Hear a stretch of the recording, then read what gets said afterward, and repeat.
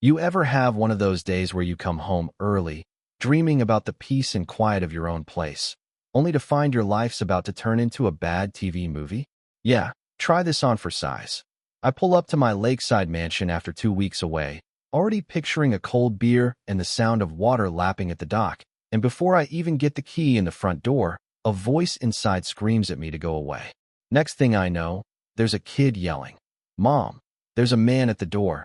And then she appears, Karen Pierce, HOA board member, robe and all, acting like she's the queen of the neighborhood watch, and the next thing out of her mouth is to the cops. I'm an unhinged stranger trying to break in. I mean, what would you do if your neighbor stole your house, and the law seemed to be on their side? Because that's exactly where I was standing, right at the threshold of my own front porch, the world spinning and my home slipping out from under me. Let me back up a sec. My drive home was 500 miles of nothing but straight road, tires humming, just me and the thought of my bed. 62 years old, all I want is a little corner of quiet. This big old 2-story my granddad bought the land for, paid off, more than I need, but it's mine. My piece of peace. You know what I mean? I keep my life simple. Fishing on the dock, Thursday through Sunday sprinklers, trash on Fridays. Except that Tuesday, every little thing was off. Sprinklers running, bins full at the curb, my truck gone, garage shut, curtains drawn tight against the morning sun. I never close those curtains. Not for anything. I get to the door and, bam, the key won't turn. Deadbolt from the inside. Cold fear hits first, not anger. Maybe a break-in? I check the windows, back door, all locked tight. Knock, knock, silence. I call out, and finally a woman's voice yells back. Go away. We're calling the police. Then the kid again. Mom, there's a man at the door. It's like my house had been swallowed by some parallel universe. Then Karen shows up, cell phone to her ear, doing her best performance for the 911 operator, or so I thought. Turns out, the cops are already on the way, sirens echoing down the street. Karen, clipboard queen, power-walking menace of the HOA, someone who thinks bylaws are sacred text, launches into her story about securing an abandoned home. Abandoned, my ass. I'd been gone 2 weeks on business, not off the face of the earth. But the officers, tired, wary, ask for ID. I give them my license, the deed. Yeah, I'm the guy who keeps a deed in the glove box. Thanks, Dad. But Karen, she's got a letter, too. HOA letterhead, big bold, temporary guardianship. Claims the board made her property guardian because I'd abandoned the place. Even says the bylaws let them do it. Except, here's the kicker. The paper is so fake it should have come with a barcode from the local joke shop. Wrong font, pixelated logo, security chief, signed by a guy who's the treasurer and barely knows how to work a printer, let alone act as security. But you know what? Cops don't care. That's a civil matter, sir, they say. Take it up with a judge. And just like that, I'm told to leave. Leave my own home. I didn't even fight. I just walked out, hands empty, past Karen and her smug little smile. Sat in my truck, trying not to shake. Yeah, that happened. Drove away, but my mind wasn't letting go. I called an old friend, Bill, fishing cabin by the river, place to think. I got there and set up camp. If Karen wanted a paper war, I was coming armed. First thing, I logged every HOA payment. Autopay, every month, no missed dues. I gathered years of newsletters, not a single mention of guardianship for vacant homes. I took pictures of her fake letter and sent them to Maria, my friend who spent 40 years as a title clerk. 10 minutes later, she calls. Jake, that's the sloppiest forgery I've ever seen. Notarized statement? It's a joke. Now I just needed proof she knew she was lying. I had cloud cameras, front door, side gate, motion triggers. I rolled the footage back.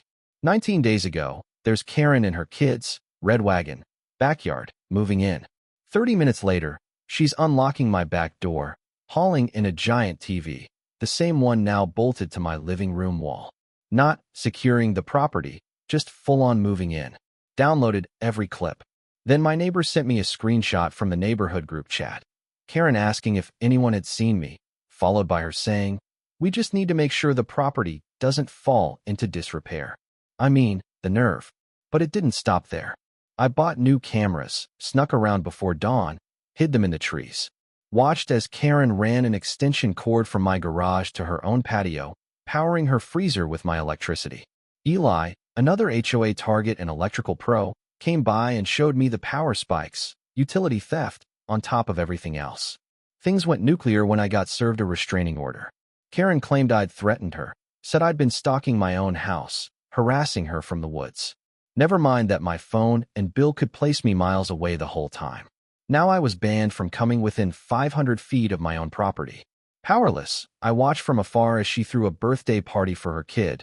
20 people in my backyard, HOA-funded catering van in my driveway, all caught on my neighbor's phone. For weeks in, my cabin looked like a detective's office. Maps, printouts, spreadsheets, timelines. I had it all. Bank statements, forged letters, group chats, power data, neighbor statements, video after video. The monthly HOA meeting was coming up. It was my shot.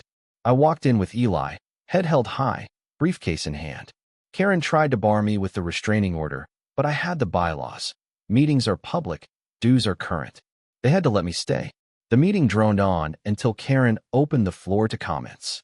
That's when the dam burst. A war vet's widow, tired of being fined for her flag. A dad fined for his son's basketball hoop. My neighbor, phone in hand, showing Karen rifling through mailboxes. The crowd turned. Then it was my turn. Projector on, side by side. Forged letter, real letter. I dared the secretary, former notary, to find the 22 mistakes. Power usage chart. Spike, the day Karen moved in. Catering receipts, emails, screenshots. And, finally, the chat log. Probably off in Mexico somewhere. The HOA lawyer, zooming in, cut through the noise.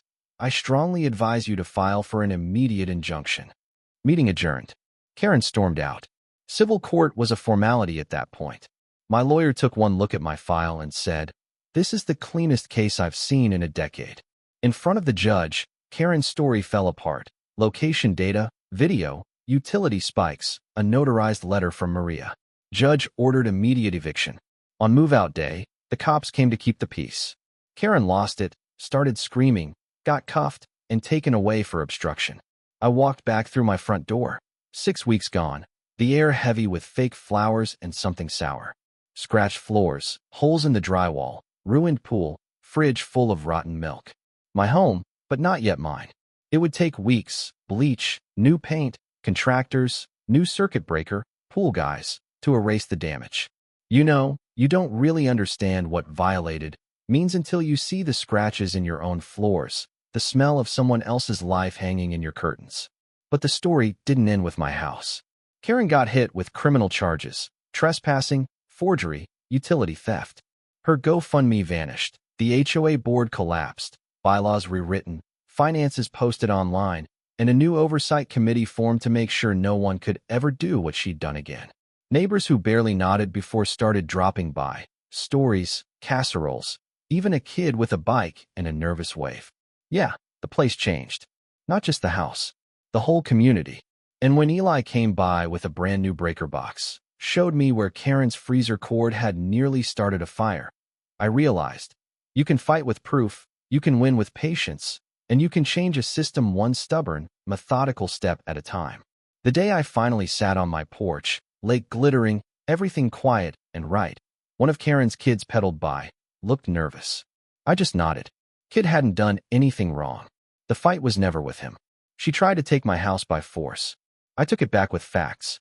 Not for revenge, for home. And if you've got a story about neighbors, HOAs, or the law twisting in ways you never imagined, I want to hear it.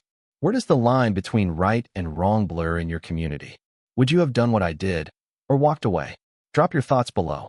Because if we don't talk about this stuff, you better believe someone else will write the story for us.